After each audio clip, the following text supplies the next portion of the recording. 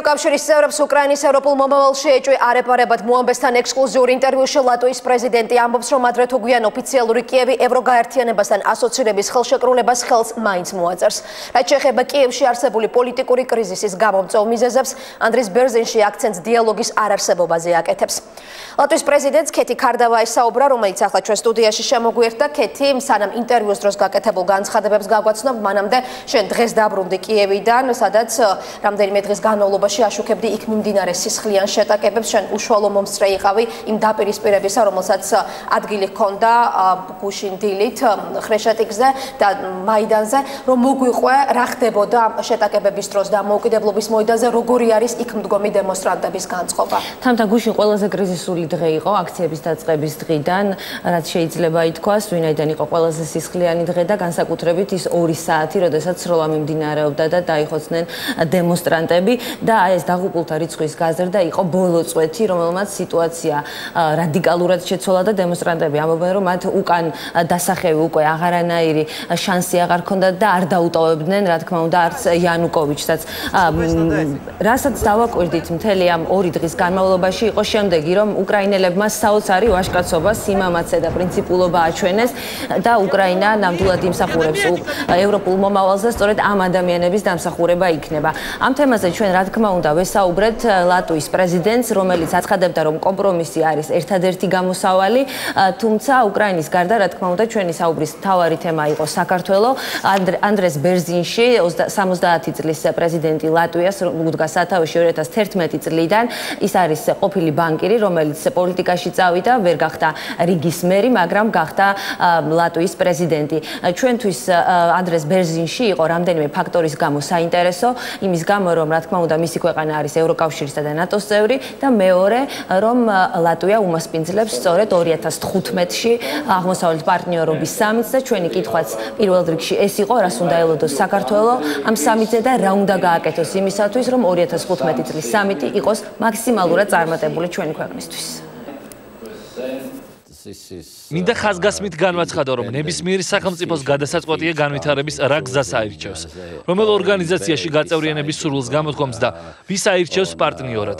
ეს არის სუვერენული უფლება და ვერც ერთი სხვა ქვეყანა ვერ შეუშლის მას ხელს და ვერ ჩაერევა ნეგატიურ კონტექსტში. აქვე მათი გადასაწყვეტია თუ ურთიერთობების გაღრმავების რა ტემპებს აირჩევს. აღმოსავლეთ პარტნიორობიდან ყველა მონაწილე ქვეყანა სხვადასხვა ეტაპზეა, განსხვავდება ერთმანეთისგან. გასათვალისწინებელია ის ეკონომიკური ურთიერთობებიც, რომლებიც ამ ქვეყნებს აქვთ სხვა სახელმწიფოებთან. ჩვენი ვალია მოვძებნოთ საუკეთესო გზა, გამოსავალი, როგორ დავეხმაროთ ქვეყნებს აითვისონ თუნდაც ის სარგებელი, რომელიც 500 მილიონიან ბაზარზე შესვლა შეიძლება მოხდეს. ვფიქრობთ, რომ ყველა ქვეყნისთვის საუკეთესო შესაძლებლობაა განვითარებისთვის, მაგრამ არჩევანი აღმოსავლეთ პარტნიორებმა უნდა გააკეთონ. ჩვენ შეგვიძლია დაგეხმაროთ, მხარი დაგიჭიროთ, გამოცდილება გაგიზიაროთ, ღიად და მეგობრულად დაგიდგეთ გვერდში. აქ არა მარტო პოლიტიკური საკითხებია, ეს არის ეკონომიკა, კულტურა, განათლება. ევროკავშირი რუსეთის სამიტის დასრულების შემდეგ მე მქონდა საუბარი კეტრინ ეშტონთან. ევროკომისარი ძალიან პოზიტიურად იყო განწყობილი ევროკავშირისა და რუსეთის ურთიერთობების მომავალზე. ბევრი მიმართულება განიხილეს პუტინთან. ვფიქრობ, რომ საჭირო თემებზე მოხერხდა შეთანხმება, რომ ეს ურთიერთობები ისე განვითარდეს, არ შეუშალოს ხელი და არ დააზარალოს სხვა ქვეყნების ინტერესები. პირდაპირ გეტყვით, იმ სახელმწიფოების ინტერესები, რომლებსაც სურთ ევროკავშირთან სიახლოვე და გაწევრიანება. დიდი იმედი მაქვს, რომ ეს შესრულდება და განსაკუთრებით აღმოსავლეთ პარტნიორები მიიღებენ სარგებელს ევროკავშირისა და რუსეთს შორის ურთიერთობების ახალი ეტაპიდან. 2015 წლის სამიტი იქნება ადგილი, სადაც შეიკრიბებიან ევროკავშირის ლიდერები, რომ შეაფასონ ინიციატივის მონაწილე ქვეყნების გაწეული სამუშაო, ასევე ახალი მიზნებისა და გეგმების დასახვა. ჩვენ იმედი გვაქვს, რომ თქვენი ქვეყანა საშინაო დავალებას შეასრულებს ზედმიწევნით კარგად. ის რომ ასოცირების ხელშეკრულებას ხელი მოეწერება აგვისტოში და შექმნის კარგ წინაპირობას სამიტისთვის.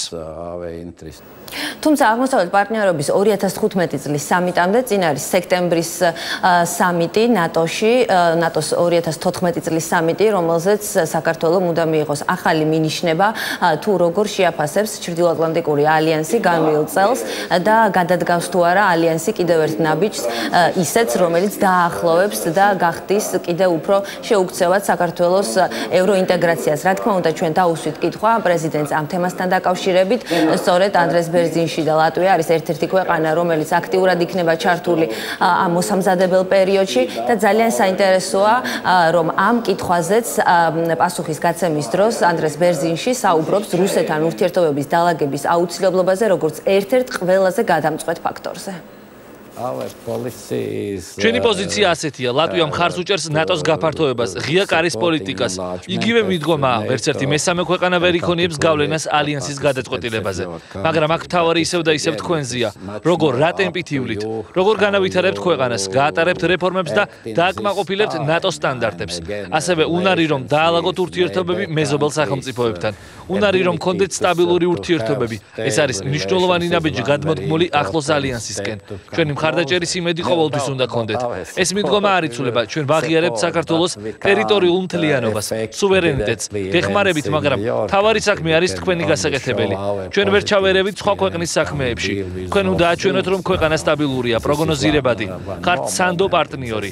ასეთია ჩემი ხედვა და რჩევა. ჩემი რჩევაა, რომ იქონიოთ მოთმინება. ძალიან ადვილია მტერი იპოვო, მაგრამ რთულია იპოვო კომპრომისი და ეს შეძლო იმისათვის, რომ გახდეთ ძლიერი სახელმწიფო. ლატვიას ევროკავშირის, ნატოს და უკვე 2014 წლიდან ევროზონის წევრობა მოგცა მეტი თავისუფლება, მაგრამ ამ წევრობამდე გზა გავიარეთ, რთული, მტკივნეული და ხანგრძლივი. პრაქტიკულები უნდა იყოთ. საქართველოს აქვს იმდენად კარგი მდებარეობა, პოტენციალი, რომ გამოყენება ეფექტიანად შეიძლება.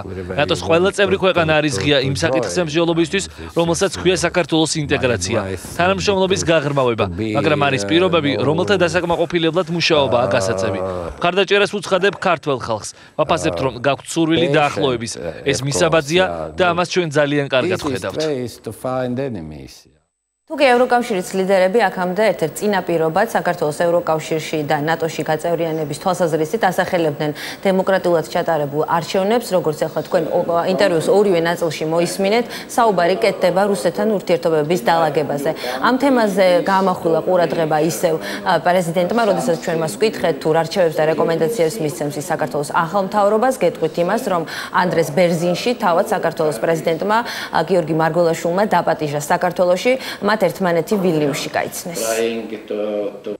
თავარია რომ ქვეყანაში შექმნილი იყოს პირობები, რომელიც ყველას მისცემს თავისუფლებას. მე განათლების სფეროს ძალიან დიდ მნიშვნელობას ვანიჭებ. ვთვლი რომ ეს არის სწორედ ბაზისი ღია და დემოკრატიული საზოგადოების ჩამოყალიბების. ეს არის საფუძველი რომ მართლაც დამოუკიდებელი თავისუფალი ქვეყანა შედგეს. ჩვენ შევეცდებით ვიყოთ მაქსიმალურად გახსნილი, არ დავმალავთ იმ შეცდომებს, რომლებიც დაუშვით. მოხარული ვიქნებით თუ ჩვენს განვლილ გზას გაკვეთილად გამოიყენებთ.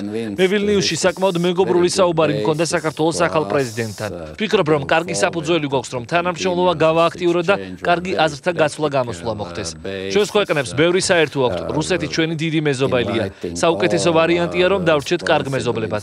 ეს არის რეალობა. მეზობლებს არ ირჩევენ. პოლიტიკური გონიერებაა საჭირო რომ ვიპოვოთ გამოსავალი. პრობლემების გადაჭრის გზები.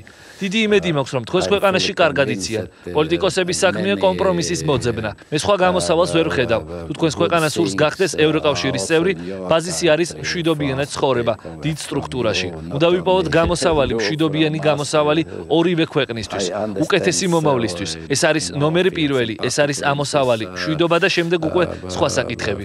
ეს არის გრძელვადიან პერსპექტივაში განვითარების საფუძველი. და კიდევ ერთი დამატებითი ინფორმაცია ანდრეს ბერზინში იყო იმ ლიდერთა შორის, რომელიც დაესწრო სოჩში ოლიმპიადის გახსნას და იმყოფებოდა ვლადიმერ პუტინთან ერთად. მე მას ვკითხე, რა თქმა უნდა, რომ რატომ ჩავიდა სოჩში, რატომ მიიღო ეს გადაწყვეტილება და რას ემსახურებოდა მისი შეხვედრა პუტინთან. მათ ჰქონდათ თამთა 5 წუთიანი საუბარი. ეს იყო მათი პირველი შეხვედრა ხელისუფლებაში მოსვლიდან დღემდე, სოჩის ოლიმპიადამდე პრეზიდენტებს ერთმანეთი არ გაუცნიათ. ბერზინშმა ჩვენ გითხრა რომ რუსეთთან ურთიერთობების დალაგება არის მისი პრიორიტეტი, ვინაიდან მეზობლებთან აუცილებელია რომ კარგი ურთიერთობა ჰქონდეს. ჩვენ ველოდებით ანდრეს ბერზინშის საქართველოში ჩამოსვლას, მან გითხრა რომ უახლოეს მომავალში თბილისს აუცილებლად ეწვევა. გმადლობთ კეთი ქარდევამ გაგვაცნო ის განცხადებები, რომლებიც ლატვიის პრეზიდენტმა მოამბესთან ექსკლუზიური ინტერვიუს დროს გააკეთა.